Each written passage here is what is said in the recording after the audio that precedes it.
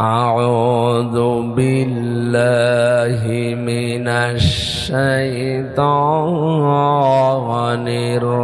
الرجيم. بسم الله الرحمن الرحيم.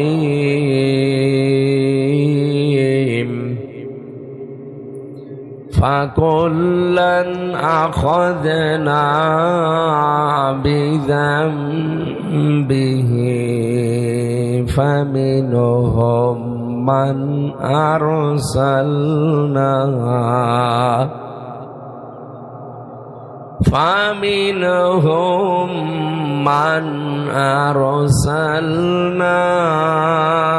عليه حاصبا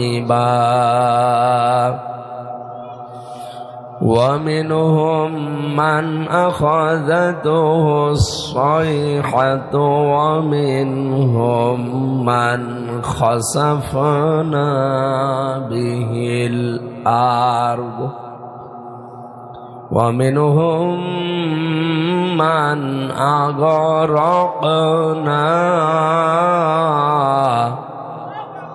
وما كان الله ليظلمهم ولكن كانوا أنفسهم يظلمون.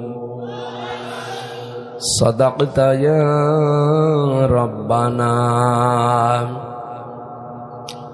عن أبي هريرة رضي الله تعالى عنه قال قال النبي صلى الله عليه وسلم إن العبد إذا أذنب ذنبا كانت نقطة سوداء في قلبه إلى آخر الحديث.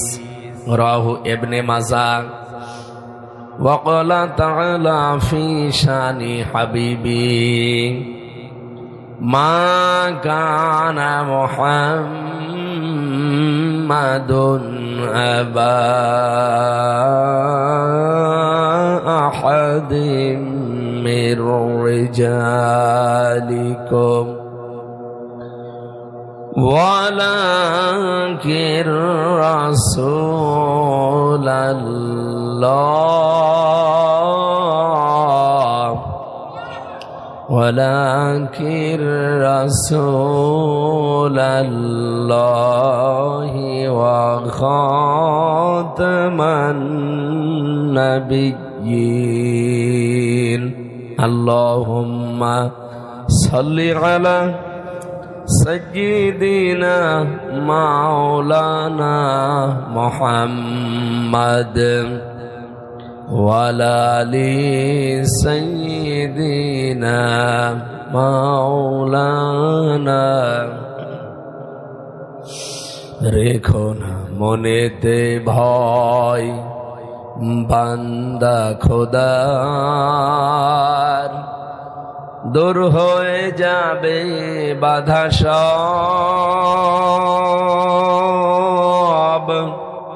তোমার আমার এক মালিক আছেন আমাদের রব, আছেন আমাদের রব। আলহামদুলিল্লাহ।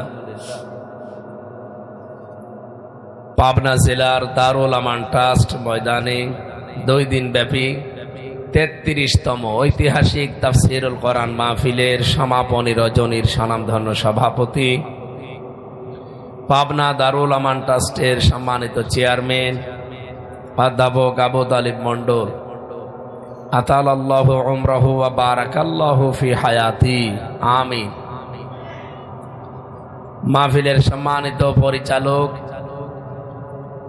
অত্র প্রতিষ্ঠানের প্রিন্সিপাল, ইসলামিক চিন্তাবিদ হাফেজ মাওলানা ইকবাল হুসাইন দামাত বারকাতুহুমুল আলিয়া, আলোচনা রাখলেন মাওলানা হাবিবুল্লাহ কাউসারি, গতকাল এখানে যারা কথা বলেছিলেন অধ্যাপক ডক্টর ফয়জুল হক সিলেট, মাওলানা আব্দুল সালাম, মঞ্চে বসা ওলামা ইকরাম, সামনে বসা মুসলমান ভাইরা, পর্দার আড়ালের সম্মানিতা মা এবং বোনেরা, আছে মেয়েরা, বিভিন্ন জায়গায় আছে যারা দিনের বেলা, যদিও তাদের অনুষ্ঠান হয়ে গেছে, তারপরও অনেকে এসেছেন রাতের বেলায়ও। আপনাদের জন্য আলাদা ব্যবস্থা আছে, যেহেতু প্রশাসনের ভাইরা, আপনারা জানেন সামনে জাতীয় সংসদ সদস্য নির্বাচিত হওয়ার জন্যে অলরেডি তফসিল ঘোষণা হয়ে গেছে এবং নির্বাচনের যে তারিখ, ভোটের তারিখ পর্যন্ত আমরা জেনেছি। দেশি বিদেশি ষড়যন্ত্র যদি সামনে আর না হয়, আশা করছি এদেশে নির্বাচিত সরকার আসবে। আমরা এটা কামনা করি, কারণ এভাবে থাকলে আমাদের যারা প্রতিবেশী, এই প্রতিবেশী নামে কলঙ্ক। পৃথিবীতে এরকম প্রতিবেশী আমি আর কোন দেশের পাশে অন্তত দেখি তো নাই, শুনিও না। সিঙ্গাপুরের মতো জায়গায় তারা খ্রিস্টান, তারা বৌদ্ধ, 100 জনের 95 জন তারা অমুসলিম, কিন্তু তাদের পাশে মালয়েশিয়া মুসলমান দেশ। আপনি দেখেন শুধু ছোট্ট একটা ব্রিজ দেওয়া, এই যে আমার সাক্ষী, ছোট্ট একটা ব্রিজ দেওয়া, আর আমাদের দেশের পাশে এমন প্রতিবেশী পেয়েছি চারিদিকে শুধু তার কাটা দেওয়া। কি প্রতিবেশী বলেন? প্রতিবেশীর বাড়িতে যাবে না, তার কাটা দেওয়া আছে। আমি যতটুকু লেখাপড়া করেছি, বাস্তবতায় বুঝেছি, মালয়েশিয়া দাঁড়িয়ে গেছে, সিঙ্গাপুর দাঁড়িয়ে গেছে তাদের এই প্রতিবেশী সুলভ আচরণের কারণে, কিন্তু আমরা দাঁড়াতে পারলাম না এই 54 বছরে। আমার যতটুকু জ্ঞান, আমাদের প্রতিবেশীর কারণে। সুতরাং বাংলাদেশে নির্বাচিত সরকার না আসলে, আগামীতে এই ষড়যন্ত্র অব্যাহত থাকলে এই দেশে টিকে থাকা বড় কঠিন হয়ে যাবে। এই জন্য নির্বাচিত সরকার আসবে, এই উপলক্ষে যারা নমিনেশন জমা দিচ্ছে এবং দেবে, তাদের ভেতরে আমার ডানে বামে 2 জন বসে আছে। বাংলাদেশ জামাত ইসলামী থেকে তারা মনোনয়ন পেয়েছে। আমি তাদের নাম ওইভাবে ঘোষণা দিলাম না। নির্বাচন কমিশন থেকে আমাদেরকে প্রচারণা এবং সভা সমাবেশ, মিছিল, মিটিং যেগুলো করা দরকার নিজ এরিয়ার ভেতরে, এগুলো অলরেডি আমরা জানি বন্ধ হয়ে গেছে। যেন আমার আসনের ভেতরে আমি কিন্তু এগুলো আর করি না। আমার বাইরে যে সমস্ত আসন আছে সেখানে মানুষেরা নিয়ে যায় কোরআনে কারিম শোনার জন্য। তারই ধারাবাহিকতায় আজকে এসেছি বাংলাদেশের ঐতিহ্যবাহী জেলা পাবনা দারুল আমান ট্রাস্ট এই ময়দানে। সুতরাং যারা আমরা আজকে আসলাম, আমরা খুশি না বেজার? জবান খুলে বলেন আলহামদুলিল্লাহ। মানুষকে পৃথিবীতে আল্লাহ যা দিয়েছে, সবচাইতে বড় দয়ার প্রমাণ মানুষের উপরে আল্লাহর এই কোরআন দেওয়া। এটা যদি না আসতো, আমরা এখনো পর্যন্ত অন্ধকারে নিমজ্জিত থাকতাম। সুতরাং যারা পেয়েছি আমরা কোরআন, তাদের তো অন্তত খুশি হয়ে শুকরিয়া জানানো দরকার আল্লাহর কাছে। এমন একটা কিতাব আমরা পেয়েছি, এর ডান থেকে বাম থেকে উপর থেকে নিচ থেকে কোনো বাতিল এই 1500 বছরে প্রবেশ করতে পারে নাই, কিয়ামত পর্যন্ত পারবেও না। কোরআনে কারিমে রব্বুল আলামিন সূরা হামিম সেজদার 42 নম্বর আয়াতে ঘোষণা দিয়েছেন, লা ইয়াতিহিল বাতিলু মিন বাইনি ইয়াদাইহি ওয়ালা মিন খালফি। এমন কোরআন দিয়েছি হে নবী আপনাকে, এখানে বাতিল প্রবেশের কোনো অধিকার নেই, অনুমতি দেওয়া নেই। তানজিলুম মিন হাকিমিন হামিদ, প্রশংসিত দয়াময় আল্লাহর পক্ষ থেকে এটা নাজিল করা হয়েছে, প্রজ্ঞাময় আল্লাহর পক্ষ থেকে। আয়াতের তাফসীর আমি যতগুলো দেখেছি মুফাসসিরিন ইকরাম লিখেছেন, বহু মানুষের ভেতরে চেষ্টা চালিয়েছিল, কেউ পারে নাই। কিয়ামত পর্যন্ত যেহেতু পারবে না, সুতরাং এই অথেন্টিক কিতাবের ব্যাপারে আমাদের কোনো সন্দেহ আছে? আরো জোরে বলেন আছে?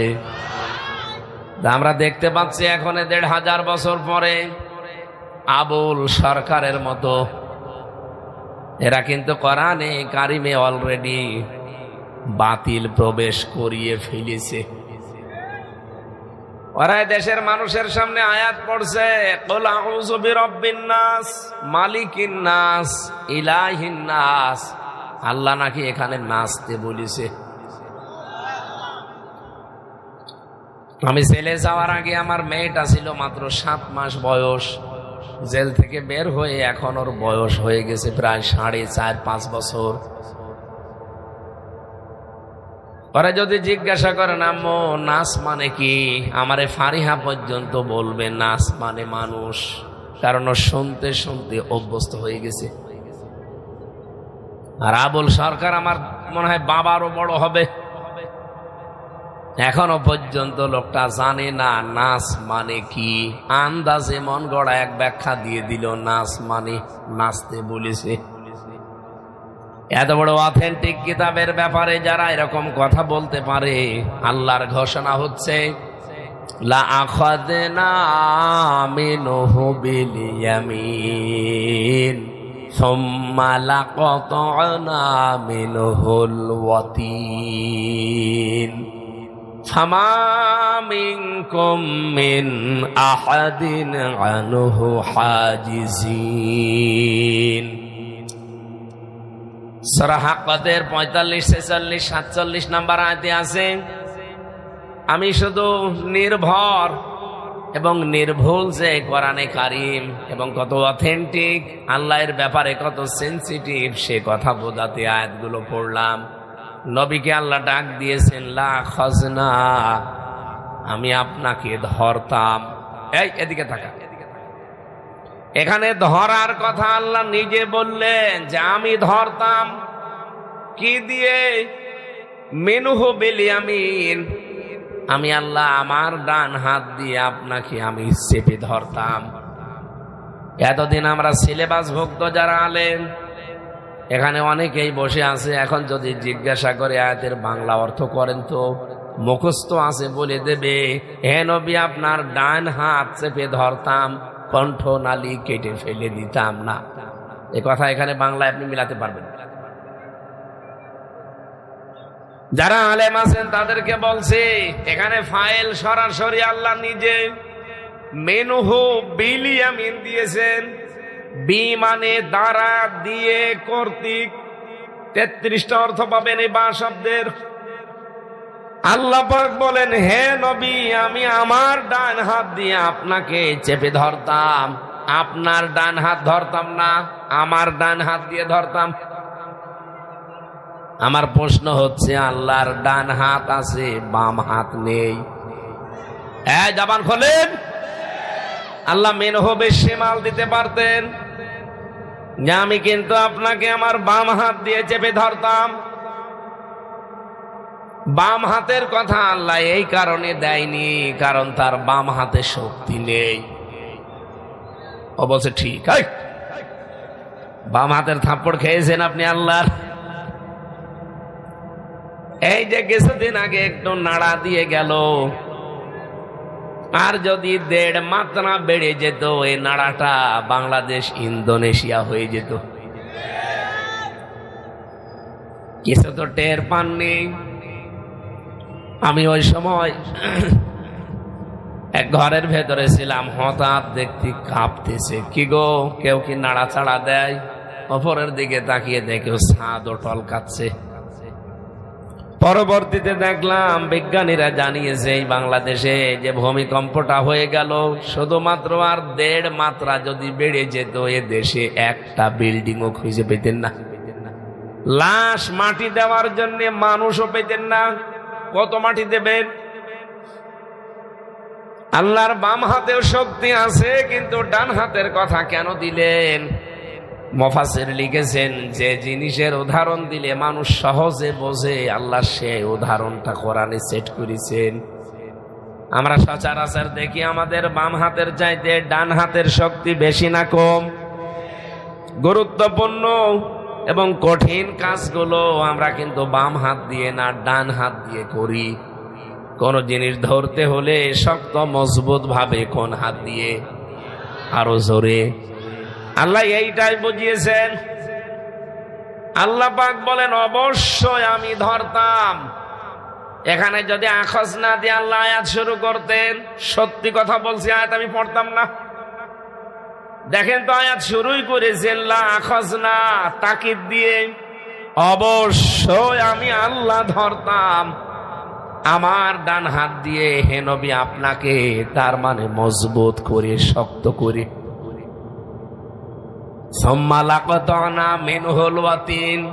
শুধুমাত্র ধরতাম না, আপনি যে ধমনী দিয়ে কথা বলেন, এই জহবাই কণ্ঠনালী, এটা আমি কেটে ফেলে দিতাম। আয়াতটা পড়ার পরে আমি চমকে গেছি, আল্লাহ কি বললেন? যেই নবীকে কোনোদিন আপনি নাম ধরে ডাকেননি তার সম্মান নষ্ট হবে এ কারণে, যেখানেই নাম ধরেছেন সঙ্গে সঙ্গে রিসালাতের ঘোষণা দিয়ে তার সম্মান আরো বাড়িয়ে দিয়েছেন। কোরআনে আপনি 4 জায়গায় তার নাম পাবেন, কিন্তু যেখানেই মোহাম্মদ সঙ্গে সঙ্গে আছে মোহাম্মদুর রাসূলুল্লাহ। ওয়ামা মুহাম্মাদুন ইল্লা রাসূল মা কানা মুহাম্মাদুন আবা আহাদিম মির রিজালিকুম ওয়ালাকির রাসূলুল্লাহ।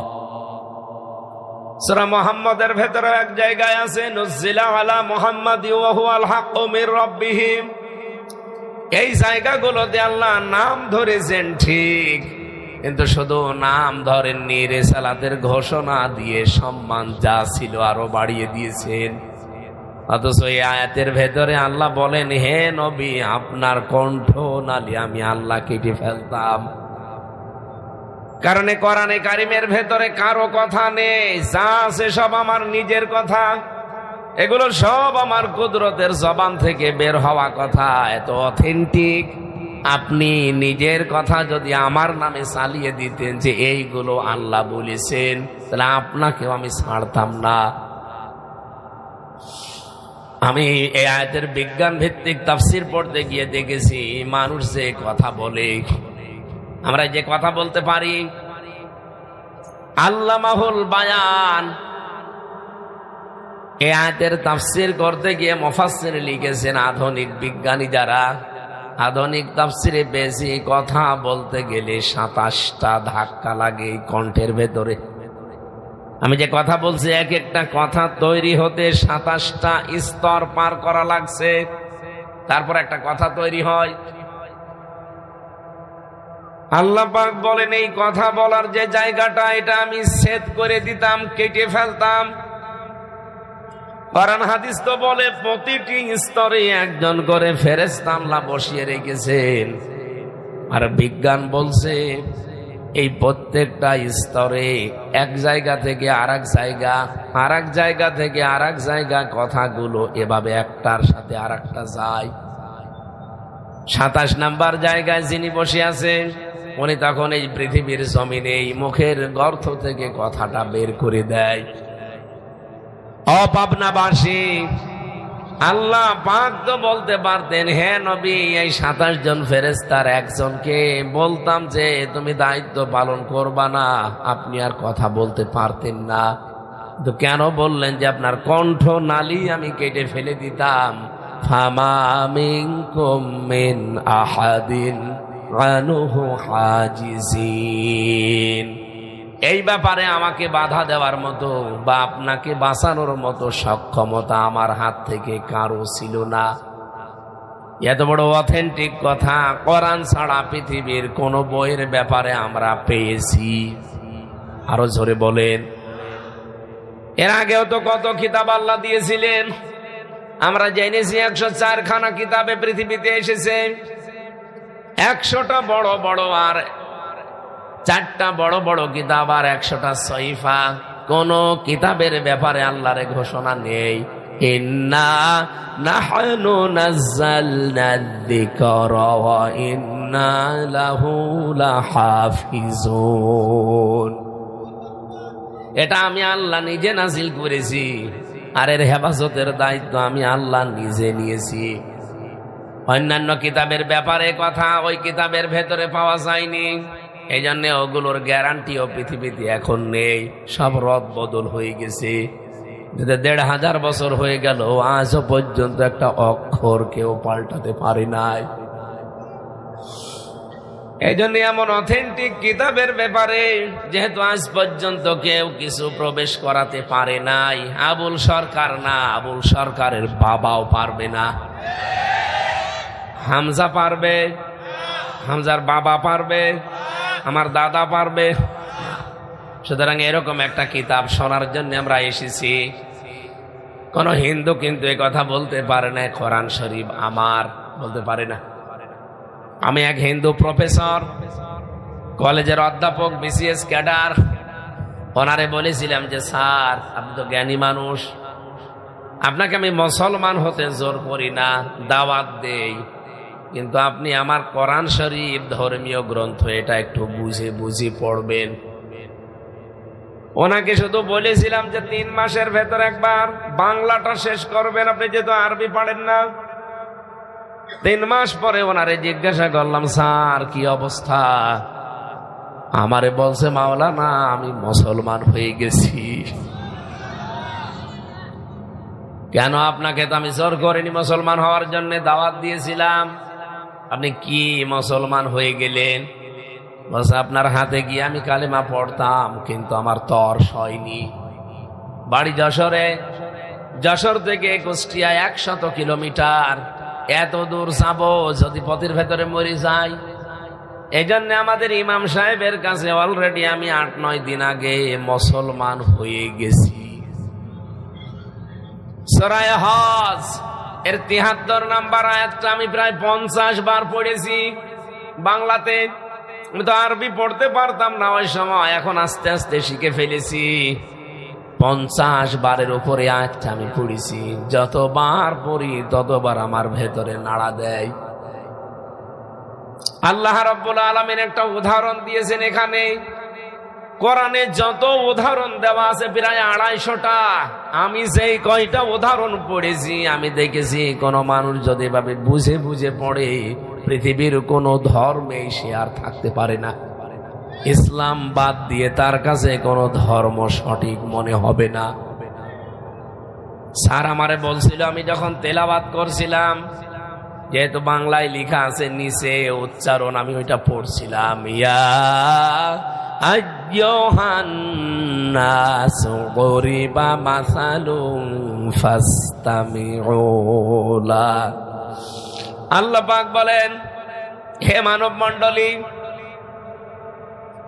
ইয়া আইয়ুহান নাস, হে মানব মণ্ডলী, গরিবা মাসালুম ফাসতামিউ লা। একটা উদাহরণ তোমাদের সামনে আমি পেশ করছি, খুব ভালো করে উদাহরণটা শুনবে। বলেন তো উদাহরণ দিচ্ছে কে?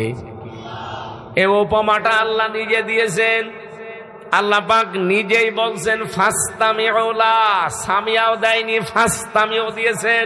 খুব ভালো করে শ্রবণ করবা। হযরত ইব্রাহিম আলাইহিস সালাম যে জাতির লোকদেরকে দাওয়াত দিয়েছিলেন, এই আয়াতের সারমর্মের ভেতরে আপনি পাবেন, ইন্নাল্লাযীনা তাদউনা মিন দুনিল্লাহ লা ইয়াখলুকু যুবাবাও ওয়ালা ইজতামাউ লা। নিশ্চয় যারা আল্লাহ ছাড়া অন্য কারো ইবাদত করে, আল্লাহ ছাড়া অন্য কারো আইন মানে, এদিকে তাকান, ইবাদতের যতগুলো অর্থ আমি পেয়েছি তার ভেতরে আইনও। আল্লাহ বাদে যারা অন্য কারো ইবাদত করে, অন্য কারো আইন মানে, গোলামি করে, মাথা নত করে, মেনে নেয়। লা ইয়াখলুকু যুবাবা, আল্লাহ যদি ইয়াখলুকু যুবাবা দিত, আমরা আলেম যারা আছি অর্থ করে ফেলতাম। লান দিলেন কেন? মজারের আগে লান আসলে অর্থ হয় জীবনেও হবে না। ইয়াখলুকু এটা মজারে, যেহেতু দুইটা কাল আছে, এর ভেতরে বর্তমান, ভবিষ্যৎ, প্রেজেন্ট, ফিউচার। আল্লাহ পাক জানাতে চেয়েছেন কখনোই তারা একটা মাছি বানাতে সক্ষম হচ্ছে না, হবে না। আলা ওয়াইজিতামাউলা, যদি দুনিয়ার সব দেবতাকে তারা এক জায়গায় করে। আজ পৃথিবীতে 257টা রাষ্ট্র, এদিকে তাকা, 57টা মুসলমান রাষ্ট্র, বাকিগুলো সব অন্য জাতির লোকেরা বাস করে। আমার বিশ্বাস পৃথিবীতে এই যে 810 কোটির উপরে এখন আমরা মানুষ, মাত্র 175 কোটি আমরা মুসলিম, বাকিগুলো তো সব এক বাক্যে কাফের, অমুসলিম। বলেন তো, এই সমস্ত মানুষেরা যাদের কাছে মাথা নত করে, ইবাদত করে, যাদের আইন মানে, তাদেরকেও কিন্তু তারা খোদার মতো মনে করে তাদের আইন মানে। আপনি আমেরিকায় যান, চীনে যান, জাপানে যান, রাশিয়ায় যান, পৃথিবীতে যেখানেই যাবেন, যারা আল্লাহর আইন বাদ দিয়ে অন্য কারো আইন মানে, আমরা যেমন আল্লাহকে সম্মান, শ্রদ্ধা, মর্যাদা দিয়ে তার আইন মানতে চাই, ওরাও আব্রাহাম লিঙ্কনের বানানো আইন ওইভাবেই মানতে চায়। ওরাও তাদেরকে খোদাই মনে করে। আল্লাহ পাক বলেন, ওদের সবাইকে যদি এক জায়গায় করে একটা মাছি বানাতে চেষ্টা করে, কিয়ামত পর্যন্ত তারা বানাতে পারছে না, পারবেও না। 1500 বছর হয়ে গেল এই চ্যালেঞ্জের মোকাবেলা, আজ পর্যন্ত কেউ করতে। আরো জোরে বলেন,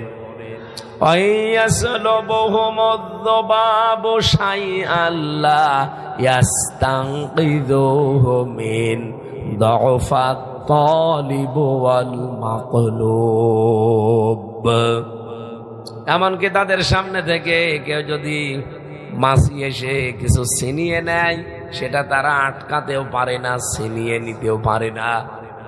কতই না দুর্বল যাদেরকে ডাকা হয় এবং সে ডাক দেয়। স্যার আমারে বলছে, আমি 50 বারের উপরে আজটা পড়েছি, যেবারই পড়ি চিন্তা করি আমার এখন প্রায় 53 বছর বয়স, আমি কি করলাম? সারাটা জীবন এদেরকে আমি নিজের হাতে বানিয়েছি, বাঁশ দিয়ে, খড়কোটা দিয়ে, নিজে রং চং করেছি, নিজে 8টা 10টা হাত বানিয়েছি, 2টা পা বানিয়েছি। আমারও পা 2টা, আমার হাত 2টা, আমি ধরতে পারি, হাঁটতে পারি। এদের পা 2টা, হাত 10টা, দাঁড়াতেও পারে না, ধরতেও পারে না, বাঁশ দেওয়া লাগে। কথা বলছেন, জায়গা মতো বাঁশ দিয়ে খাড়া করে রাখা লাগে। এ পাবনাতে অন্য ধর্মের যারা আছেন, আপনি মন খারাপ করবেন না, বাস্তবতা এটা। আপনাদের জাতি ভাই আমাকে শোনাচ্ছিল যে আমি নিজে বানালাম, কিন্তু দাঁড়াতে পারে না, ধরতে পারে না। আমার 2টা হাত দিয়ে আমি ধরি, তাদের 10টা হাত দিয়ে তারা ধরতে পারে না। কেন? আমার বিবেকটা কাজ করে না। যতবার পড়ি ততবার নাড়া দেয়।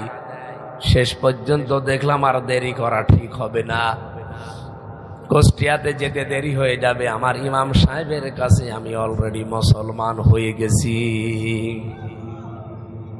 এমন সম্মোহনী শক্তি কোরআনের ভেতরে আল্লাহ দিয়ে পাঠিয়েছেন।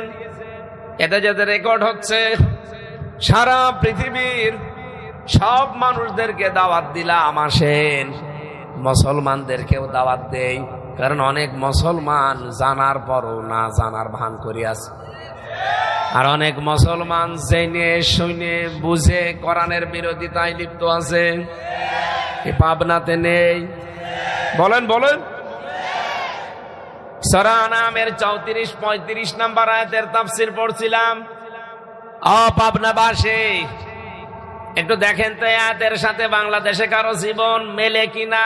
আমার মনে হয় অনেকের জীবন মিলবে। পাবনাতে হয়তো এখন আর নেই, তারপরও সামনে আসতে পারে। দেখেন, আমি বলি আগে, قد نعلم إنه لا يحزنك الذي يقولون فإنهم لا يكذبونك ولكن الظالمين بآيات الله يجحدون বলেন আল্লাহু আকবার। রব্বুল আলামিন বলেন, হে নবী, আমি জানি ওরা যা আপনার সম্পর্কে বলে, কথায় আপনার কষ্ট হয়। ওরা আপনাকে পাগল বলে, জাদুকর বলে, কবি বলে, গণক বলে, আপনি তো কষ্ট পান, আমি জানি। কিন্তু আশ্চর্যের বিষয়, ওয়ালাকিন্নাজ জালিমিনা বিআয়াতিল্লাহি ইয়াজহাদুন, এই জালেমরা আমার আয়াতগুলো অস্বীকার করে চলছে। লা ইউকাযযিবুনাকা, ওরা কিন্তু আপনাকে আজ পর্যন্ত মিথ্যাবাদী বলতে পারে নাই। আয়াতটা পড়ার পরে আমার একটা বিষয়, এই দেশ সম্পর্কে সেন্স এসেছে।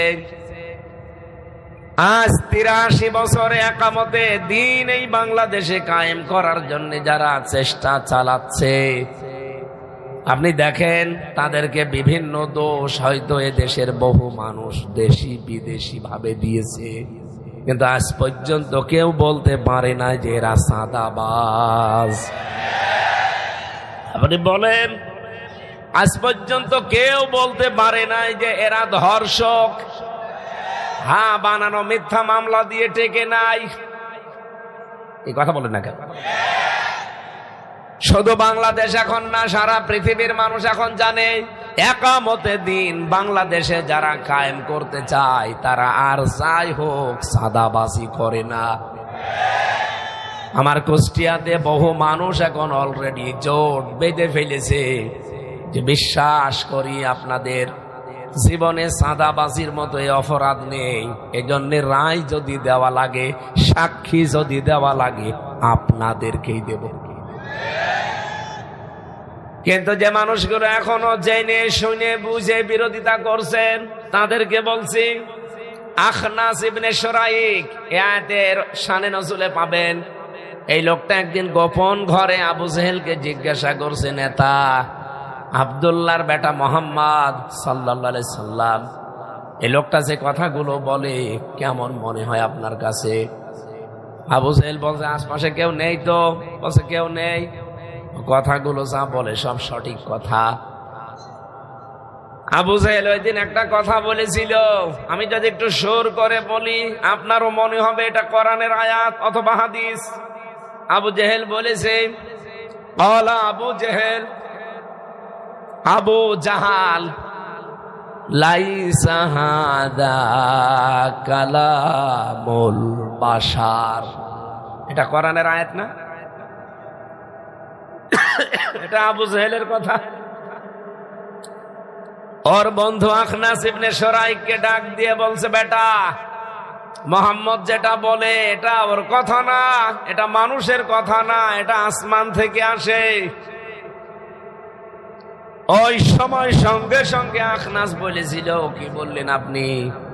আপনি যদি বিশ্বাসই করেন যে মোহাম্মদের কথা এটা না আসমান থেকে আসে, সত্য কথা, আপনি মানেন না কেন? মানুষদেরকেও আপনি মানতে দেন না। আবু জেহেল ওই দিন বলেছিল, এই কারণে তুই কর্মী আর আমি নেতা।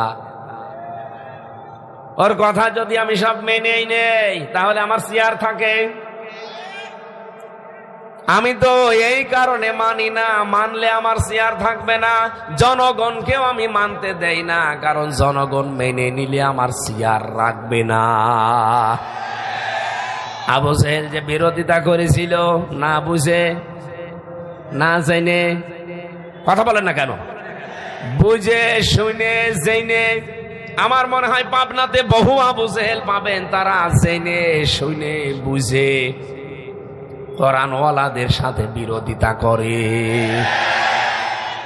ওরা নিজেরাও জানে আমির হামজা জীবনেও কোরআন হাতে নিয়ে মিথ্যা কথা বলতে পারবে না। ওরা নিজেরা বিশ্বাসও করে, নিজেদের ভেতরে আলাপ আলোচনায় যখন বসে কথা ওরা বলে আমার নিজের কানে শোনা, কারণ ওদের নিজেদের দলের লোক রেকর্ড করে এসে আমারে শুনিয়েছে, এই দেখেন নেতা কি বলে। কিন্তু না, বলছে এগুলো মানুষ যদি জানে তাহলে আমাদের যে আদর্শ, এটা তো বস্তা পচা আদর্শ, এই আদর্শ চলবে না ওদের কাছে। ওরা যাকে আদর্শ মানে তিনি পৃথিবীর শ্রেষ্ঠ মানুষ, তারাও বিশ্বাস করে। কিন্তু কথা মানতে গেলে আমাদের তো চেয়ারে জীবনেও বসা হবে না। চেয়ারে বসতে আপনাদেরকে আমরা নিষেধ করি না, আপনি এসে চেয়ারে বসেন, শুধু গ্যারান্টি দেওয়া লাগবে এই দেশ চলবে আল্লাহর আইন দিয়ে। ইকবাল সাহেব যেভাবে বলতে পারবে, আবু তালেব মন্ডল যেভাবে বলতে পারবে আমরা ক্ষমতায় গেলে দেশ চলবে কোরআন দিয়ে, আপনি বলেন আমি কালকে আপনার পক্ষে রায় চাবো, আপনার পক্ষে মানুষকে বলবো সাক্ষী দেন, ভোট দেন, যাই বলেন। আপনি তো বলেন না। ওপেন আপনি ঘোষণায় দিয়েছেন যে আমরা শরিয়া আইনে বিশ্বাস করি না। আপনি যদি বলতেন আমি বিশ্বাস করি না, তাও কিছু বলতাম না। আপনি তো বললেন আমরা, এই জায়গায় তো ঝামেলা। তার মানে আপনার সাথে যারাই আছে তাদের ওই একই কথা, আপনার কোরআনকেই বিশ্বাস করেন না।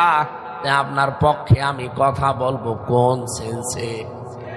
আমার কি পাগলা কুকুরে কামড় দিয়েছে? আপনার সাথেও সম্পর্ক আমার যেমন, আবু তালেব মন্ডলের সাথেও সম্পর্ক আমার ওই রকমই। ওনাকে ভালোবাসি শুধুমাত্র উনি আল্লাহর আইনে জমিনে চাই এ কারণে, আর আপনি চান না এই কারণে আপনাকে আমি ঘৃণা করি। আল্লাহর কসম এছাড়া আর কোনো কারণ নেই। আপনি আজকে ওপেন ঘোষণা দেন পাবনার এই দারুল আমান ট্রাস্টের এই গেটে দাঁড়িয়ে, আগামীতে যদি আমরা যেতে পারি কোরআন ছাড়া অন্য কোনো বিধান চলবে না। আজকেই বাংলাদেশের সবাইকে বলবো এক হয়ে যান। তা আপনি আল্লাহর বিরুদ্ধে গেলে আপনাকে আমি মেনে নেব না। আপনি তো কেউ না, আমার বাবা গেলেও বাবাকে আমি মানি না। এই কথা বলেন না কেন? আবু জেহেল জেনে শুনে বুঝে বিরোধিতা করেছিল, আপনিও দেখছি জেনে শুনে বুঝে টক শোতে বসে বসে বিরোধিতা করেন। তা আপনি আর আবু জেহেলের ভেতরে পার্থক্য কি? কোনো পার্থক্য নেই। আমার মনে হয় আপনার নামটা আবু জেহেলের নাম যেমন পাল্টানো হয়েছিল, ওর নাম ছিল আবুল হাকাম, নাম হয়ে গেছে আবু জেহেল। আপনার নামও নবীর একটা উপনাম, ওই নামও পাল্টিয়ে এরকম একটা কিছু দেওয়া দরকার। আজকে একটা হাদিস পড়লাম, এই যে প্রথম যে অংশটা পড়লাম, ইন্নাল আবদা ইযা আযনাবা যামবান, অবশ্যই নিশ্চয় কোন বান্দা যখন একটা পাপ করে, অপরাধ করে, কানাত নকতাতুন সাউদাহু ফি কলবিহি, তখন তার অন্তরের উপর একটা কালি পড়ে যায়। এই মানুষটা যখন আবার ইস্তেগফার করে, তাওবা করে, আল্লাহর দিকে ফিরে আসার চেষ্টা করে, আমার আল্লাহ বলেন কালিটা আমি মুছে দেই।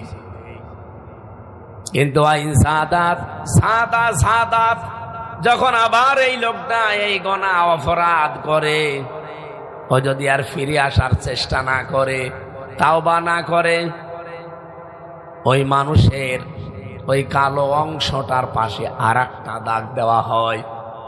দাগ দিতে দিতে এমন পর্যায়ে চলে যায়, তখন ওর কাছে ভালো কাজও ভালো লাগে না, খারাপ কাজও ভালো লাগে না, সব সমান মনে হয়।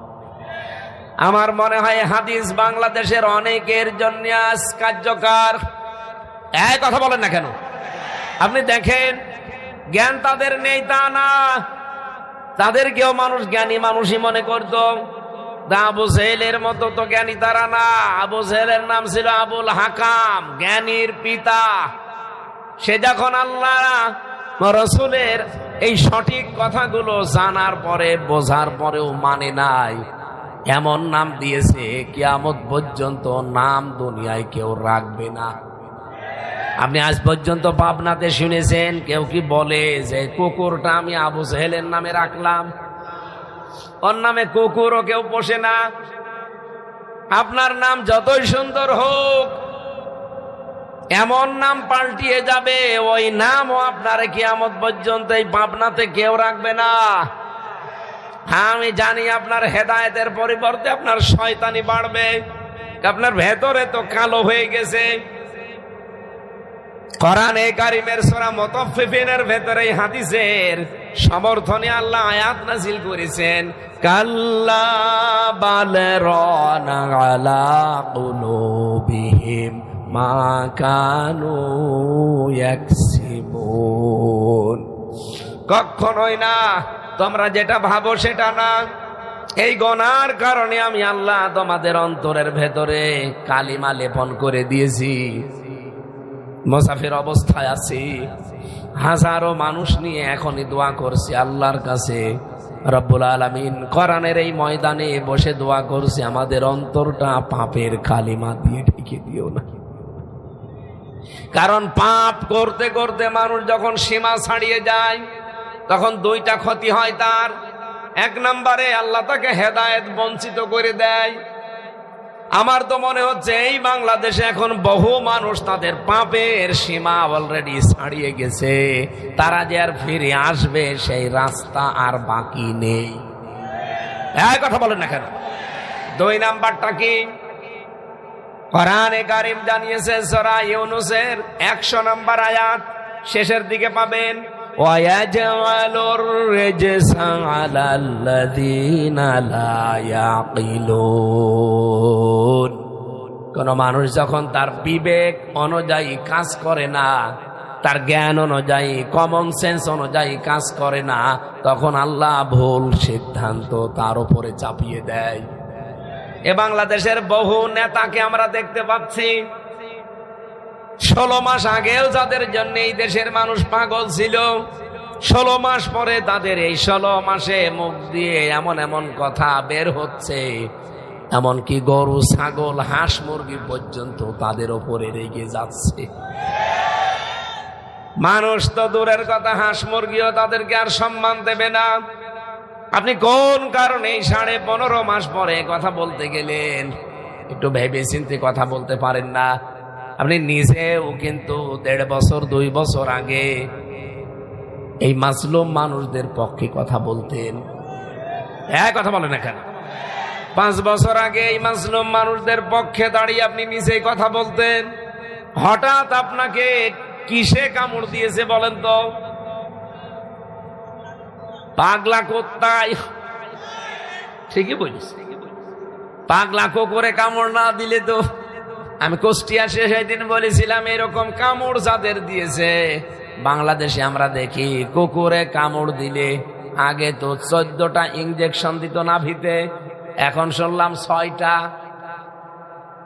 আমার মনে হয় এরকম কামড় যাদের দিয়েছে তাদের এখন এই ইনজেকশন দেওয়া দরকার।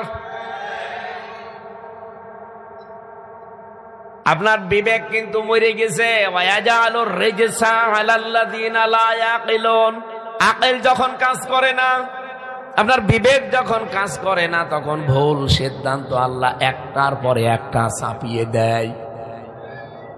আমি আশা করব আপনার বিবেককে আপনি জাগ্রত করেন, আগামীতে যেন বিবেকের উপরে আল্লাহ ছেদ ফেলে না দেয়।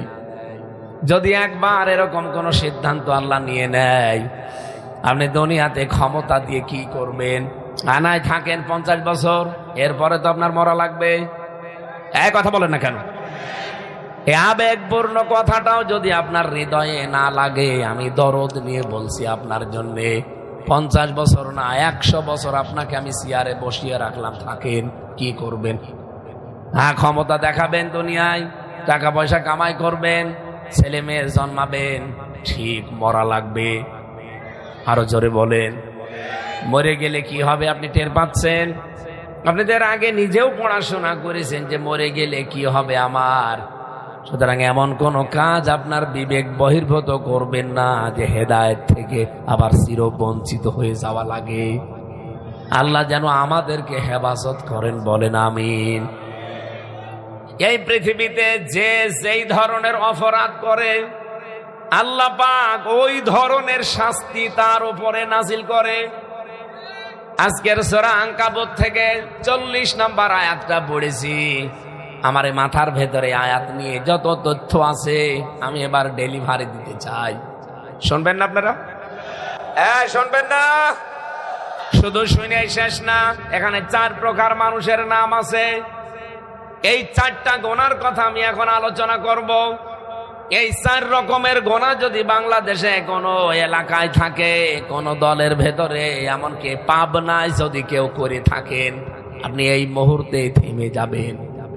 তাছাড়া আপনি অপরাধ করছেন, কিন্তু এই গোনার জন্য যে আযাব নাযিল হবে, গজব নাযিল হবে, আপনি মরবেন না, আপনার আশেপাশে যারা আছে তাদেরকেও মারবেন। এ কথা বলেন না কেন? আজকে এই ট্রাস্টের ময়দানে দাঁড়িয়ে বুক উঁচু করে কথাগুলো বলা লাগছে এই কারণে। অনেকে বলে, হ্যাঁ, এই কথা বলার দরকার কি? কবরের কথা বলতে পারেন না? পারতাম। 2 তলা নৌকা চলছে, উপর তলায় আমরা 3 জন বসে আছি, নিচতলাতে আরো 8-10 জন আছে। পানির ব্যবস্থা উপর তলায়, বারবার পানি নিয়ে আসতে যায় উপরে। আমরা যদি 3 জন বলি এত ডিস্টার্ব করেন, নিচেই তো পানি আছে, আমাদেরকে ঝামেলা করেন, ওরা যদি বলে ঠিক আছে, কোনদিন আর আপনাদের কাছে আসবো না, পানি আমাদের হাতের নাগালে। যে যদি একটা টকটা ফুটো করে নেয়, ভেঙে ফেলে, পানি উঠবে না? কথা বলছেন না কেন? উপরে আমরা 3 জন বসে যদি সুবহানাল্লাহ, আলহামদুলিল্লাহ, আল্লাহু আকবার পড়ি, আমার মনে হয় পানি ওঠা বন্ধ হয়ে যাবে। এখন যদি উপরে 3 জন মিলে ওদেরকে বাধা না দেয়, ওই ফোঁটা যদি বন্ধ না করি, বলেন তো ওরাই শুধু মরবে না আমাদের নিয়ে মারবে? দেশের অবস্থা এখন এই। আপনি নিচে গোনা করতেন, কোনো অসুবিধা আমারও নেই, আপনি জাহান্নামে যেতে চান না, কিন্তু আপনি তো একা যাচ্ছেন না। আপনার এই সমস্ত অপরাধের কারণে আল্লাহ যে গজব নাযিল করবে, আপনিও মরবেন, আমারে নিয়ে মরবেন। এই জন্য আমাকে নিজের বাঁচতে হলেও আপনাকে বাধা দেওয়া লাগবে, পানি যেন নিচ থেকে না ওঠে। এই ফোঁটাগুলো আমরা এবার বন্ধ করতে চাই। এটা যদি কারো কাছে রাজনীতি মনে হয় হোক, এটা যদি কারো কাছে মনে হয় যে এটা ধান্দাবাজি হোক, আপনার ধান্দা আর আমার ধান্দা এক না। এক কথা বলেন না কেন? আবু জেহেলও ক্ষমতায় ছিল, বিশ্ব নবীও ক্ষমতায় ছিল। আবু জেহেল ক্ষমতায় ছিল যে ধান্দা করে, বিশ্ব নবী ক্ষমতায় গিয়েছিলেন ওই ধান্দা করে। বলেন বলেন, আপনারা যে কথা আমাদের উপরে চাপিয়ে দেন, এটা ডাহা মিথ্যা কথা, একটা অপবাদ। আমাদের ক্ষমতা দুনিয়া ভোগ করার জন্য না, দুনিয়া ভোগ করার বহু লাইন আছে আমাদের। আল্লাহর কসম, এই পৃথিবীতে বেশি বেশি সম্পদ কামাই করব, বেশি বেশি বিয়ে করব, এজন্য ক্ষমতা চাই না। আমি যদি এখনই ইচ্ছা করি যে কালকে সকাল হতে হতে 100টা বিয়ে করব, আমি পারবো। হ্যাঁ, দেশে বিদেশে যত ভক্ত আছে, যদি একবার ফেসবুকে দিয়ে দেয় যে ঝড় তুলে দিয়েছি বিয়ের, আসেন, সারা দেশ থেকে 100টা না 500টা চলে আসবে। বিয়ে করার জন্য তো ক্ষমতায় যাওয়া লাগবে না, এমনিই তো করতে পারতাম। টাকা পয়সা কামাই করার জন্য বহু লাইন আছে দুনিয়ায়।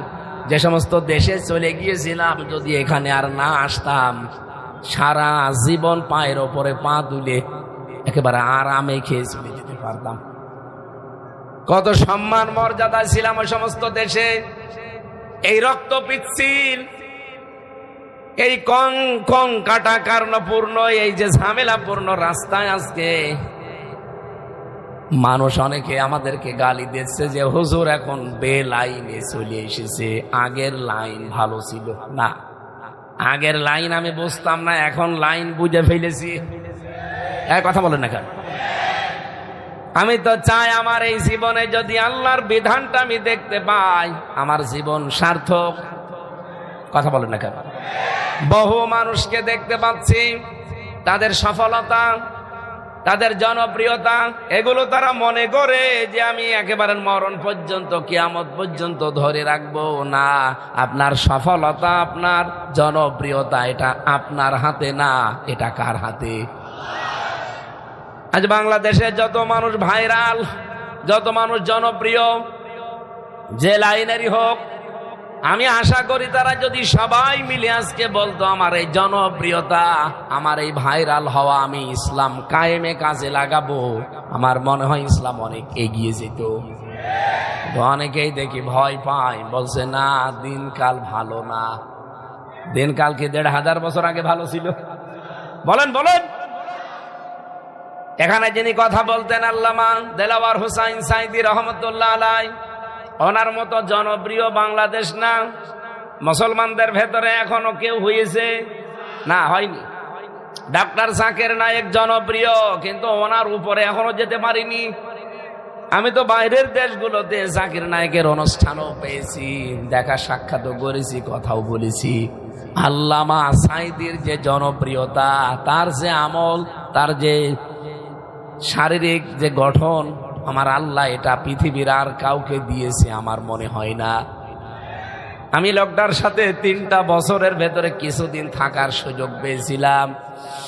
প্রায় ৮০-র উপরে বয়স, এরপরেও রাতের বেলার তার যে ইবাদতের মাত্রা, আমি ৩৩ বছরের যুবকও তার ধারে কাছে নেই। আমি নিজে হাফেজ, উনি তো হাফেজ না কোরআনের। নামাজে দাঁড়িয়ে তেলাওয়াত করছে, আমি হাফেজ ১ পারা ১.৫ পারা পড়ি। উনি তো হাফেজ না, নামাজে দাঁড়িয়ে তেলাওয়াত কিছুক্ষণ করার পরে সেজদায় চলে যেত। সেজদায় দেখতাম পড়ি আছে তো পড়ি আছে। আমার ১-১.৫ মিনিট ২ মিনিটে সেজদা শেষ, আর ওনার সেজদা আধা ঘন্টা ৪৫ মিনিটে ১ ঘন্টা পড়ি আছে। শুধু ওই যে খাবার পানি দিয়ে নিচে জাল দিলে যেভাবে উতলাতে থাকে, গম গম করে আওয়াজ হয়, শুধু এরকম আওয়াজ শোনা যায় কান্নার। কি বলে উনি জানে আর আল্লাহ জানে। কয়েকদিন আমি দোয়া শুনেছিলাম, উনি মোনাজাতে দোয়া করছিলেন, আল্লাহুম্মা ইন্নী আসআলুকা শাহাদাতান ফি সাবিলিক। রব্বুল আলামিন, সাধারণ মরণ আমারে দিও না, আমাকে মরণ দিলে শাহাদতের মরণ দিও। ওনাকে আল্লাহ সাধারণ মরণ দিলে দিতে পারতেন, কিন্তু মরণ দিয়েছে দেখেন জালেমদের হাতে, শাহাদতের মরণ। বলেন, আল্লামা সাঈদী এমনি যদি মরে যেতেন ইমান নিয়ে, আমি কোরআন হাদিস পড়ে যতটুকু জেনেছি, উনি মরে গেলে কবরে দিয়ে দিতাম, ঘুমিয়ে পড়তেন, এই শেষ। ফেরেশতারা এসে বলতো আপনি ঘুমান। দোলো ভাই যেমন বাবুকে নিয়ে ঘুমিয়ে পড়ে, ওইভাবে আপনি ঘুমিয়ে পড়েন। এতটুকু, এর আগে পরে আর কিছু নেই। কিন্তু উনি যদি শাহাদতের মরণ পেয়েছে, উনি কিন্তু ঘুমাননি। এজন্য শহীদ যারা হয়, আপনি কোনোদিন জবান দিয়ে বলতে পারবেন না যে ও মরে গেছে। ওয়ালা তাকুলু লিমান ইউকতালু ফি সাবিলিল্লাহি আমওয়াত।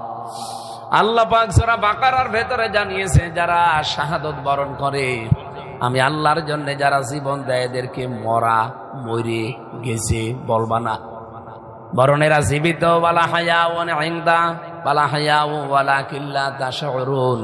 এরা তো জীবিত এবং আমি আল্লাহ নিজে তাদেরকে, তারা জীবিত, কিন্তু তোমরা টের পাও না, বোঝো না। মানুষ যেহেতু মুখ দিয়ে কথা বলার পরে আর একটা জায়গা আছে, সেখানে ধারণা করতে পারে, তার নাম অন্তর। এই জন্য আল্লাহ অন্তরের ওপরে, ধারণার উপরেও নোটিশ দিয়েছেন, ওয়ালা তাহসাবান্নাল্লাযীনা কুতিলু ফি সাবিলিল্লাহি আমওয়াতা বাল আহইয়াউন ইনদা রাব্বিহিম ইউরযাকুন। সূরা আলে ইমরানের ভেতরে এসেছে, এ ধারণাও করবা না, যারা আমি আল্লাহর জন্য জীবন দিয়ে গেল, এরা মরে গেছে, তোমরা তো টের পাও না। এই মানুষগুলো আমি আল্লাহ নিজে তাদেরকে রিজিক দেই। বলেন সুবহানাল্লাহ। আল্লামা সাঈদী বলেন তো, এমনি যদি ঈমান নিয়ে মরে যেতেন, জেলের ভেতরে ঘুমিয়ে পড়তেন, খাবার খেতেন না, কিন্তু শাহাদতের মরণ পাওয়ার কারণে কিয়ামত পর্যন্ত উনি জীবিত এবং আল্লাহ নিজে ওনাকে খাওয়াবে। এগুলো আল্লাহ এমনি এমনি দেন না। আলিয়ালামাল্লাহু আল্লাযীনা আমানু ওয়া ইয়াত্তাখিযা মিনকুম শুহাদা আল্লাহু লা ইউহিব্বুজ জালিমিন। আল্লাহ পাক বলেন, তোমাদের ভেতরে যাদের জীবন যৌবন আমি আল্লাহর কাছে ভালো লাগে, যাদের কাজ কারবার অ্যাক্টিভিটিস আমি আল্লাহর পছন্দ হয়, এই ইমানদার মানুষগুলোকে আমি এমনিতেই মরণ দেই না, তাদেরকে শাহাদতের মরণ দিয়ে আমি আল্লাহ ধন্য করি। সুতরাং যুগে যুগে যারা আল্লাহ আর ইসলামের জন্যে জান মাল বাঁচি রেখে এ জমিনে যারা জীবন দিয়ে যাচ্ছেন, আপনারা মরে যাননি, আপনারা জীবিত, এবং কিয়ামত পর্যন্ত আল্লাহ আপনাদেরকে খাওয়াবে। এই জন্য আমাদের কোনো আফসোস নেই।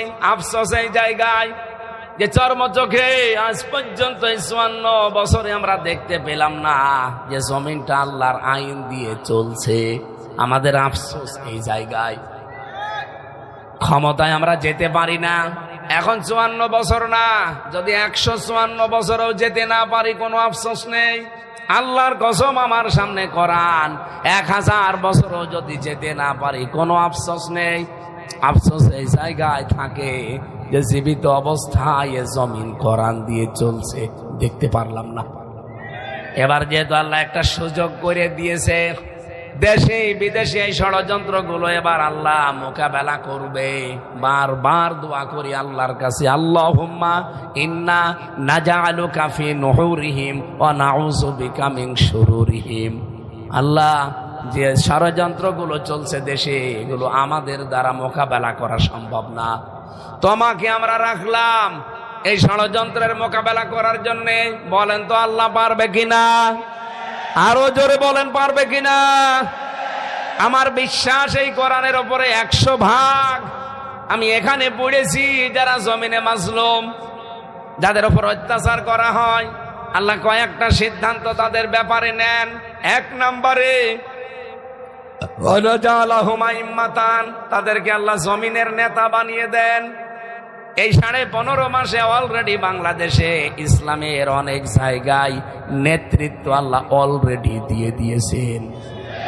এর প্রমাণ ডাকশো, চাকশো, জাকশো, রাকশো। এই কথা বলেন না কেন? আয়াতের পরবর্তী শব্দ আনা জাআলাহুমুল ওয়ারিসিন, আমি জমিনের উত্তরাধিকারী তাদেরকে বানাবো। বানাবে কে? আরো জোরে, এই দেশের জনগণ বানাবে। সরাসরি এখানে দায়িত্ব ফাইল বা কর্তা আমার আল্লাহ নিজে। জমিনের নেতৃত্ব আল্লাহ বলেন তাদেরকে আমি নেতা বানাবো, এবং এই জমিনের উত্তরাধিকারী আমি আল্লাহ নিজে তাদেরকে বানাবো। এই জন্যই তো চিন্তা নেই। আল্লাহ যখন দায়িত্ব নিয়েছে, প্রথমটা তো আল্লাহ অলরেডি দেখিয়ে দিয়েছে। নেতা অলরেডি সারা বাংলাদেশে এখন ইসলাম। এই কথা বলা লাগবে, সারা বাংলাদেশের নেতা এখন ইসলাম। এদেশের উত্তরাধিকারীরা এখন ইসলামপন্থী যারা, তারা। আপনি যত ষড়যন্ত্র করেন, আপনার এই ষড়যন্ত্র সফল হবে না, কারণ আপনার ভেতরে হয়তো দাদারা আছে আর আমার পেছনে আছে স্বয়ং আল্লাহ। 3 নম্বরের সিদ্ধান্ত আল্লাহর, অনুমাক্কিনা লাহুম ফিল আরদ। আল্লাহ পাক বলেন জমিনের শাসন ক্ষমতায় তাদেরকে আমি বসাবো। এই আয়াত আমি এখন বানালাম, আপনি কোন হুজুর নিয়ে এসে বসিয়ে রাখবেন, রাখেন। অনুমাক্কিনা লাহুম ফিল আরদ, এখানে ফাইল কর্তা সরাসরি আল্লাহ নিজে। আল্লাহ পাক বলেন এই জমিনের শাসন ক্ষমতায় আমি তাদেরকে বসাবো। কেন বসাবো তাও আল্লাহ ব্যাখ্যা করছেন। অনুরিয়া ফিরআউনা ওয়া হামানা ওয়া জুনুদাহুমা মিনহুম মা কানু ইয়াহদারুন। আমি ফেরাউনকে দেখাতে চাই। কাকে? আরো জোরে, হামানকে দেখাতে চাই। আল্লাহ পাক বলেন 3 নম্বরে তাদের সৈন্য বাহিনীদেরকেও আমি দেখাতে চাই, যাদের ব্যাপারে সবচাইতে বেশি আশঙ্কা করত, ভয় পেত, তাদেরকে জমিনের শাসন ক্ষমতা দিয়ে আমি তাদেরকে দেখাবো। আমার তো মনে হচ্ছে আয়াত এবার আল্লাহ আমাদেরকে দেখাবে। ফেরাউন হয়তো নেই, কিন্তু তার প্রেতাত্মা আছে। এই কথা বলেন না কেন? আমি ফেরাউনের জীবনী পড়তে গিয়ে পেয়েছি, তার জামানায় এরকম ভয়ঙ্কর অবস্থা ছিল না যে বাড়ি থেকে কেউ বের হয়ে গেলে সে আর ফিরে আসবে না। এরকম ভয়ঙ্কর অবস্থা ফেরাউনের জামানায় ছিল না। হ্যাঁ, বাড়ি থেকে কেউ বের হয়ে গেছে, পাওয়া যাচ্ছে না, অবশ্যই সে ফিরে আসবে। কিন্তু আমরা যে ফেরাউন পেয়েছিলাম, একবার যদি কেউ হারিয়ে যায় ও গেল। কোথায় যে তারে রাখবে মানুষের কল্পনাও ছিল না যে আয়না ঘর নামে কিছু থাকতে পারে। বলুন, ব্যারিস্টার আরমান 8 বছর মাটির নিচে, আমিও ছিলাম প্রথম দিকে, আমি মিনিটাই ছিলাম, বেগটা আমি দেখিনি, শুনেছি। মিনিটাতেও আমার সাথে যারা ছিল তারা কেউ 3 মাস, কেউ 7 মাস, কেউ 3 বছর পর্যন্ত আমি পেয়েছি। মোবাইল নাম্বার দেওয়ালের সাথে খুশিয়ে খুশিয়ে লিখে রাখতে, নখ দিয়ে, যে ভাই কেউ যদি বাইরে যেতে পারেন এই নাম্বারটা জানাবেন যে এই নামের লোকটা এখনো বেঁচে আছে। এমন অবস্থায় আমাকে রেখেছিল, আমি জানতাম না যে এখানে কি, একে দিন না রাত, মাটির নিচে 24 ঘন্টা অন্ধকার। যখন লাইট দেওয়ার সময় হয়তো লাইট ওরা নিজেরা চালাতো, ভেতরে কোনো সুইচ নেই, সব ওদের হাতে। জিজ্ঞাসা যদি করতাম ভাই এখন নামাজ পড়তে চাই, কয়টা বাজে, এমন গালি দিত নামাজ ভুলে যেতাম। মা বাবা তুলে গালি দিত। মাঝে মাঝে মুসলমান কিছু অফিসার পেয়েছিলাম, এরা আমারে বলতো কিসের নামাজ পড়বা, নামাজ পড়ে কি এখান থেকে বাঁচতে পারবা? ফেরাউনের জামানার সাথে এই ডিজিটাল ফেরাউনকেও মিলিয়ে দেখেছিলাম, সে এত খারাপ ছিল না। এই ফেরাউন যত নিচে নেমেছিল, একটা মানুষ বাড়ি থেকে চলে গেল তো গেল, আর জীবনে ফিরে আসবে না, কেমন দেশ। আল্লাহ বলেন এই ফেরাউনকে আমি দেখা। পাবনাবাসী, আমি যে কথা তুলেছিলাম বলার জন্যে, আল্লাহ পাক বলেন আমি ফেরাউনকে দেখাবো, যেহেতু এখন বাংলাদেশে ফেরাউন নেই, ফেরাউনের মতো যারা ছিল তাদেরকে দেখাবো। হামান নেই, হামানের মতো যারা ফেরাউনকে বুদ্ধি দিত তাদেরকে দেখাবো। অজনদাহুমা, তাদের সৈন্য বাহিনীদেরকে দেখাবো। এই বাংলাদেশে 54 বছরের সবচাইতে বেশি যাদেরকে ভয় পেতেন, আশঙ্কা করতেন, আপনারা নিজেরা শুধু না, দাদা বাবুরা মিলে, আল্লাহ বলেন আমি তাদেরকে জমিনে এবার শাসন ক্ষমতা দেব। এই আয়াতটা কি কোরআনে আছে? সূরা কসস 5 এবং 6 নম্বর আয়াত। এই আয়াত এখন আমি কেবল বানালাম। আরো জোরে বলেন, বলেন তো আল্লাহর এই আয়াতটা আমরা বিশ্বাস করি 98 ভাগ। আরো জোরে বলেন, 100 ভাগ বিশ্বাস করেন কারা? দেখে লিল্লাহে তাকবীর। দেখেন তো, হাত তোলেনি কে? দেখেন, হ্যাঁ ঠিক আছে, আলহামদুলিল্লাহ। হ্যাঁ আলহামদুলিল্লাহ, ঠিক আছে।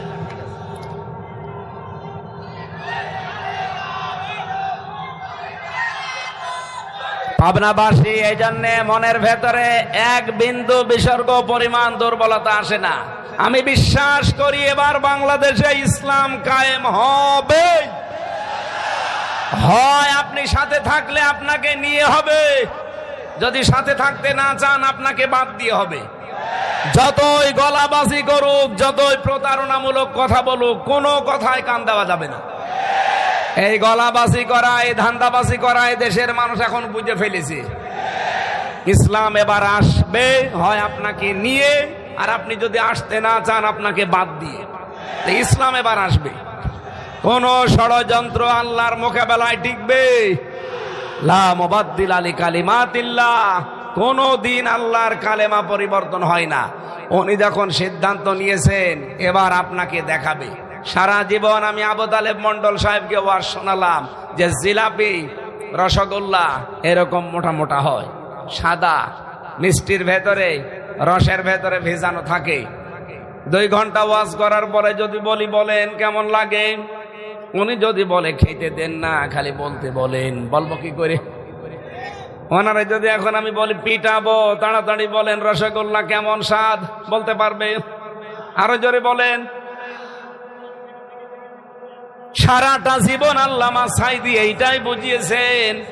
আমিও সেই 12 সাল থেকে পর্যন্ত খালি 3 বছর জেলে ছিলাম, এটা বাদ দিয়ে এইটাই বোঝাচ্ছি যে কোরআনের সমাজ, কোরআনের রাষ্ট্র, কিন্তু কেমন যে হয় আজও দেখাতে পারিনি।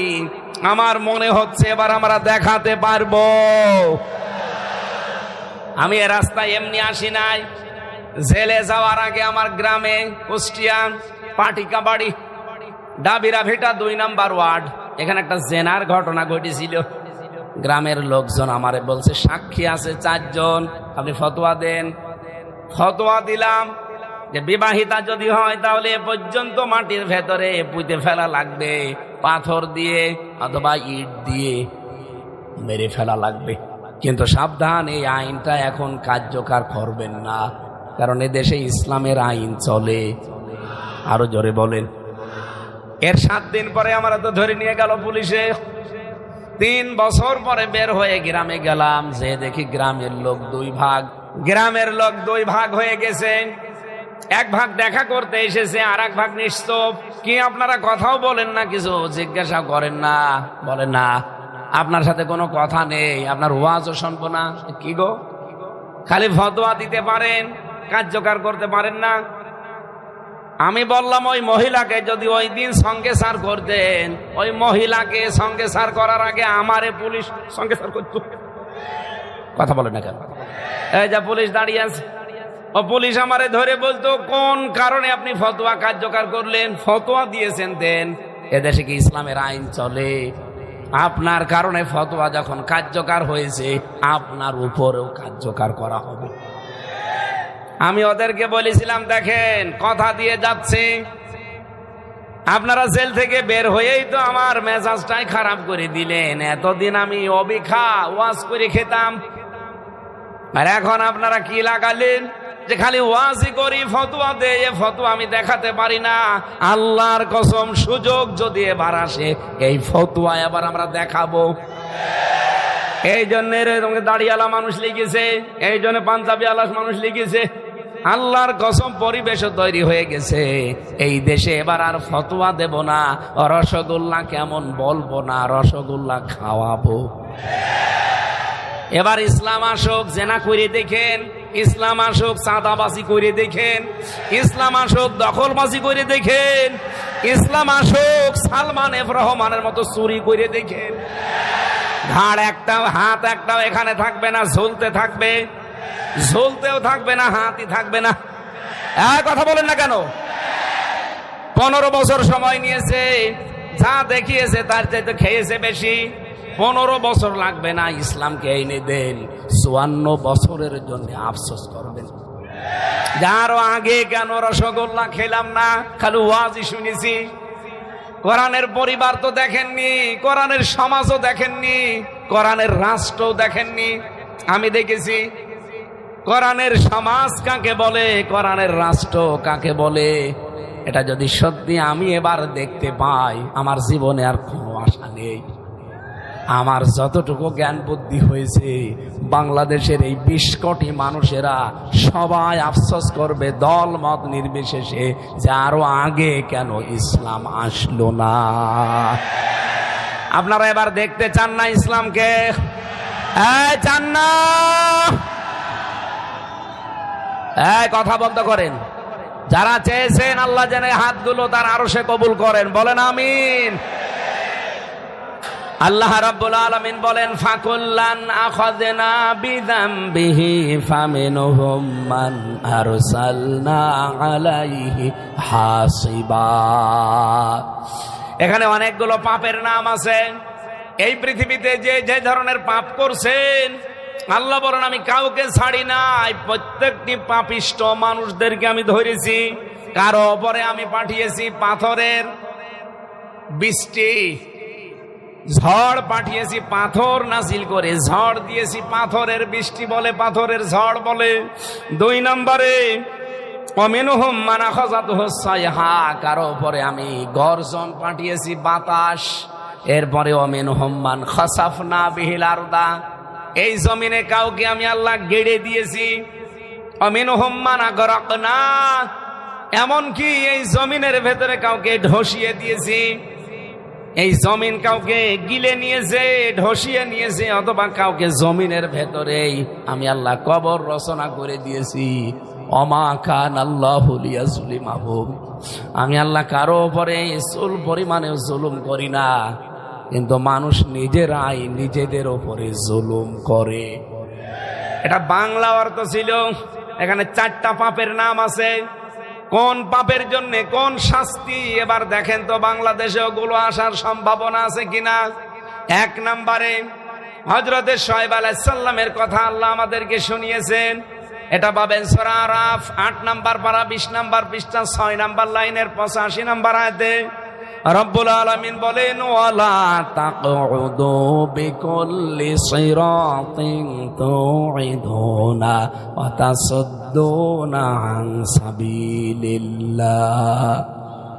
ওই জামানায় কিছু মানুষ আল্লাহর পথ থেকে মানুষদেরকে দূরে সরিয়ে রাখার জন্য, ভয় দেখানোর জন্য ওক পেতে বসে থাকতো।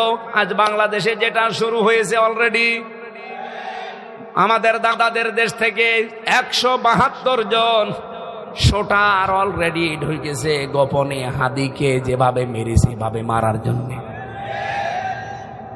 আল্লাহ পাক বলেন, এরকম অপরাধ যখন শুরু হয়ে যাবে তখন আমি আল্লাহ ওই জামানায় যে গজব নাজিল করব, শুআয়ব আলাইহিস সালামের জামানায় যেটা নাজিল করেছিলাম পাথরের বৃষ্টি, আমার আল্লাহর ওই ক্ষমতা এখন আর নেই। আরো জোরে বলেন।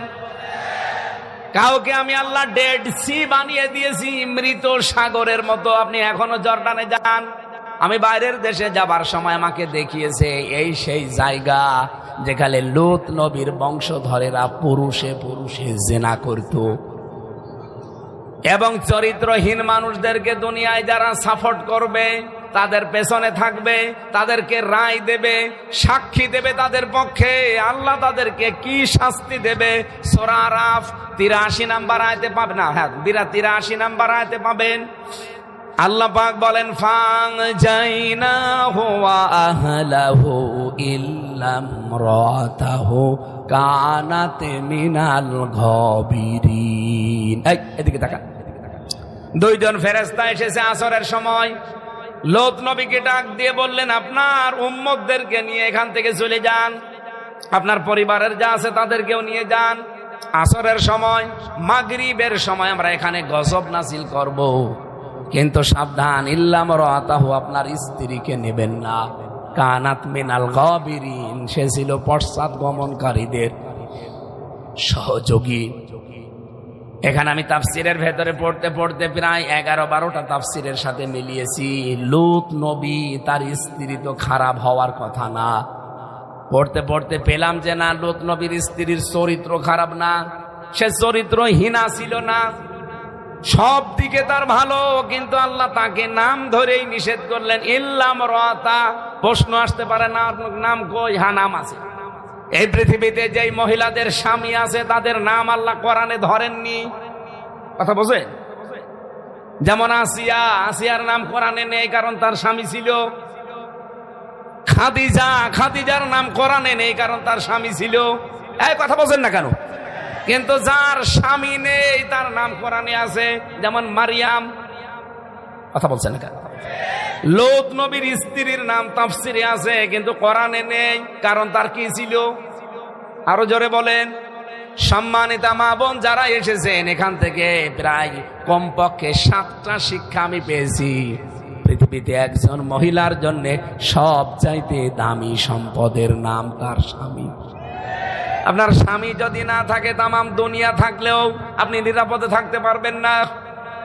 মানুষ এমন এমন নজরে তাকাবে, এমন এমন কথা আপনাকে নিয়ে বলবে, আপনার মরিয়ে যাওয়া ভালো।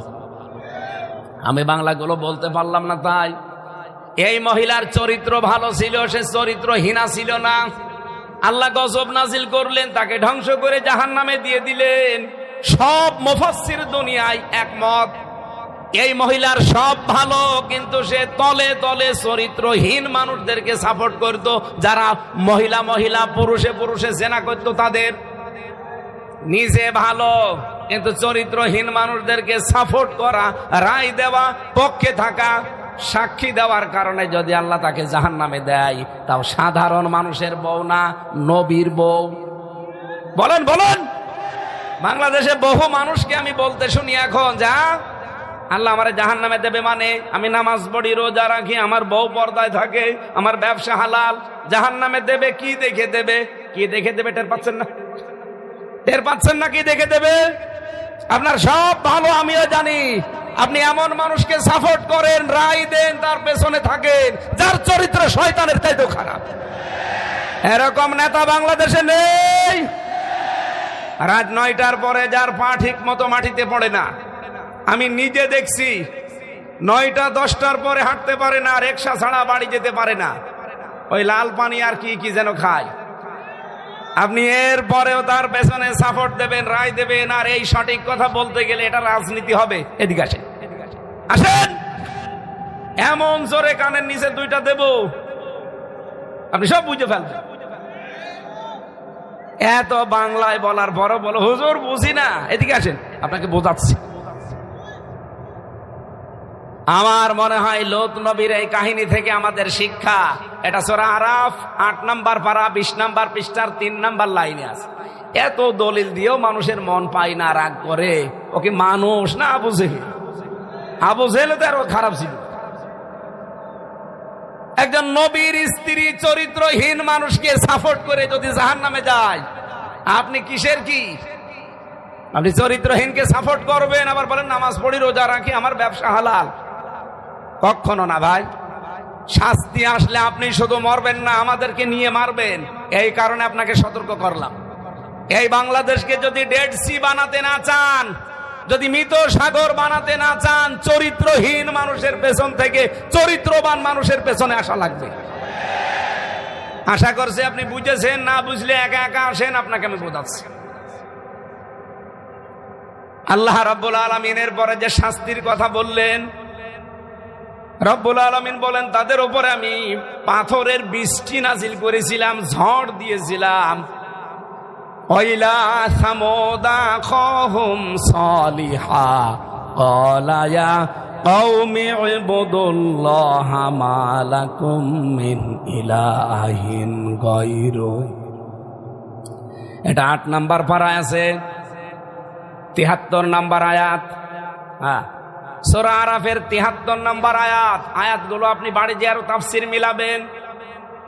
আল্লাহ পাক বলেন আমি সামুদ জাতির নিকটে তার ভাই সালেহ আলাইহিস সালামকে পাঠিয়েছিলাম। সে জাতির লোককে বলেছে আল্লাহর ইবাদত করো, আল্লাহর আইন বাদে অন্য কারো আইন মানা যাবে? ভারতের আইন মানা যাবে? আমেরিকার আইন মানা যাবে? কথা বলেন, কথা বলেন। চীনেরটা মানা যাবে, রাশিয়ারটা, পৃথিবীর কারো আইন মানা যাবে না। এই কথাই নবীরা বলেছিল, ওনারা বলেছিল ইলাহান দিয়ে। আর আমরা বাংলায় ইলা শব্দের বাংলা অর্থ বলছি আইন দাতা, কথা তো একই আছে। উনি বলেছিল আরবিতে, আমি বললাম বাংলায়। এখন ওনার দাওয়াত পেলে যদি আপনার রাগ না হয়, আমার বাংলায় দাওয়াত পেলে আপনার রাগ হবে কোন কারণে? কথা বলেন না কেন? তারা যখন জাতির লোকেরা এসে বলেছে হ্যাঁ তোমাকে নবী মানি, কদ জাতকুম বাজ্জিনাতুম মির রাব্বিকুম, একটা কিছু নিয়ে এসে দেখাও আমাদের। তিনি দেখিয়েছিলেন। আমরা যেমন 15 মাসে আল্লাহর কসম এই দেশে আমরা দেখাতে সক্ষম হয়েছি, আমাদের অভাব থাকার পরও আমরা চাঁদাবাজি করি নাই। এর চাইতে আর কি নিদর্শন দেখবেন? অনেকে বলে যে এতদিন খাইনি তাই খাচ্ছি, তো এতদিন আমরা খেয়েছি। আপনার চাইতে তো আমার অবস্থা আরো খারাপ। আমার বাবা 3-4 দিন আগেও বলছিল হামজা তোরে জেলে যাওয়ার পরে প্রায় 32 লাখ টাকা আমার গেছে। আপনার চাইতে তো আমি আরো ভিকটিম, মজলুম বেশি। ওই 15.5 মাসে তো চাঁদাবাজি আমি করলাম না, আপনি করেন কোন কারণে? রব্বুল আলামিন বলেন তারে কথা শোনার পরে হাদিহি নাকাতুল্লাহি লাকুম আয়াতান ফাদারুহা তাকুল ফি আরদিল্লাহ, আমি আল্লাহ নিদর্শন পাঠিয়েছিলাম। ওষ্টি বিশাল কাহিনী তাফসিরে ফি জিলালিল কোরআনে আছে, মারিফুল কোরআনে আছে, ইবনে কাসিরে আছে।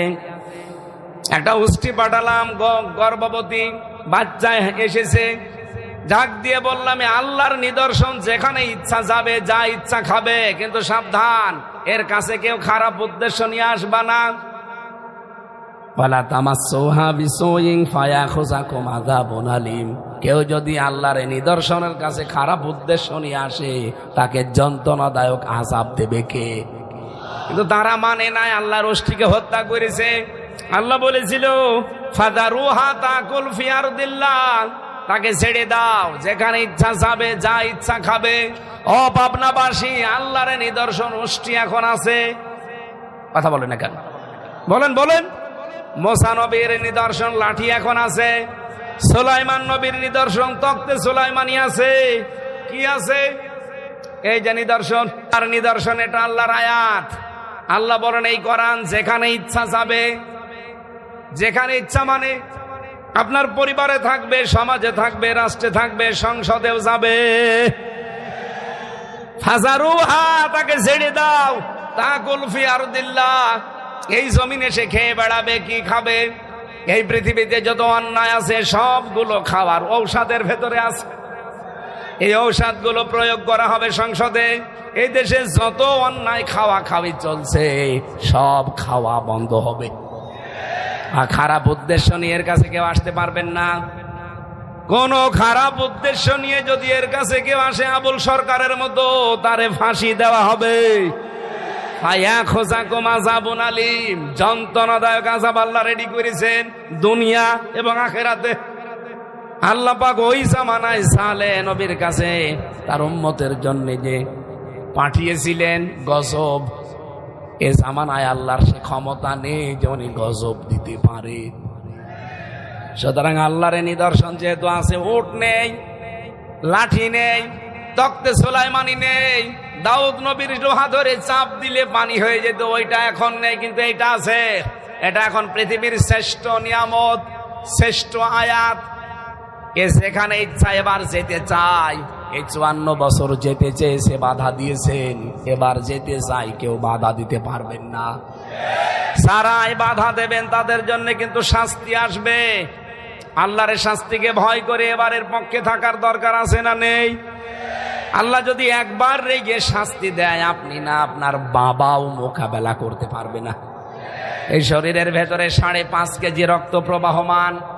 বিজ্ঞান এখন জানাচ্ছে এই 5.5 কেজি রক্তের ভেতরে 5 প্রকার ক্যান্সার হওয়ার সম্ভাবনা আছে। ও পাবনাবাসী, এক প্রকার যদি আল্লাহ লাগিয়ে দেয়, 14 বংশ বিক্রি করে ঔষধের পয়সা হবে না। কথা বলেন না কেন? এই জন্য কেউ দুঃসাহস দেখাবেন না। এবার আল্লাহর আয়াত, আল্লাহর নিদর্শন এবার যেখানে যেতে চায়, যা করতে চায়, করতে দেবেন না দেবেন না, এটার পক্ষে থাকার আহ্বান জানাচ্ছি। আল্লাহ যেন তৌফিক দেন, বলেন আমিন। আল্লাহুম্মা আমিন। রব্বানা যালামনা আনফুসানা ওয়া ইল্লাম তাগফির লানা ওয়া তারহামনা লানাকুনান্না মিনাল খাসিরিন। রব্বুল আলামিন ঐতিহ্যবাহী জেলা পাবনা দারুল আমান ট্রাস্টের এই ময়দানে 33 বছর এখানে কোরআনের কথা বলা হচ্ছে। আল্লাহ এলাকার মানুষেরা দল মত নির্বিশেষে এসে চাতক পাখির মতো কোরআনে কারিম শুনেছে, শুনছে। যতটুকু আমরা শুনেছি, জীবনে তুমি মেনে চলার সুযোগ দাও। এ মাহফিল 2 দিন ব্যাপী যারা আয়োজন করেছে, আয়োজনটা তুমি সফলতার মুখ দেখাও। এই ময়দানের যত হাওয়ায় যাচ্ছে, আল্লাহ তুমি নিজ গুণে কুদরতি ভাবে এগুলো পূরণ করে দাও। রব্বুল আলামিন যারা দায়িত্বে আছে, মরহুম আসিরউদ্দিন সরদার, এ বিশাল সম্পত্তি তিনি কোরআনের জন্য অক্ষ করে গেছে, তাকে তুমি কবরে জান্নাত দিয়ে দাও। এই দায়িত্বে ছিলেন যারা, মরহুম মাওলানা আব্দুস সোবহান, তার কবরটাকেও জান্নাতুল ফেরদাউস বানিয়ে দাও। সারাটা জীবন এখানে যিনি কথা বলতেন, মাওলানা দেলাওয়ার হোসেন সাইদি রহমতুল্লাহ আলাইহি, শাহাদতের সর্বোচ্চ মাকাম দিয়ে দাও। রব্বুল আলামিন আজকের মাহফিলের সম্মানিত সভাপতি অধ্যাপক আবু তালিব মন্ডল, প্রিন্সিপাল ইকবাল হোসেন সহ যতগুলো মানুষ আমিন আমিন করছি, আমরা জীবনের অপরাধগুলো এই মুহূর্তে মাফ করে দিয়ে জায়গাটা নেকি দিয়ে পাল্টিয়ে দাও। সম্মানিতা মা বোনেরা পর্দার আড়ালে বসে আছে, খাদিজার মতো, আয়েশার মতো তাদেরকে বানাও। অনেক পরিবারে শান্তি নেই, আল্লাহ কোরআনের ইজ্জতে পরিবারটা ওসমান রোকেয়ার মতো বানিয়ে দাও। এই পাবনার মাটির নিচে যত মানুষ ঘুমিয়ে গেল আল্লাহ এদেরকে তুমি ক্ষমা করে দাও। প্রশাসনের যে ভাইগুলো আজকে শৃঙ্খলার দায়িত্ব পালন করেছে তাদের মঞ্জুর করে নাও। জালেমদের জেলখানায় থেকে আমার কণ্ঠ শরীর দুইটাই নষ্ট হয়ে গেছে। আল্লাহ তুমি মেহেরবানি করে এগুলো আগের মতো আবার ফেরত দাও। বারাকাল্লাহু লানা ওয়া লাকুম ফিল কোরআনিল আযীম। যেদিন মরণ আসবে শেষ কথা যেন বলতে পারি লা ইলাহা ইল্লাল্লাহু মুহাম্মাদুর রাসূলুল্লাহ। আসসালামু আলাইকুম।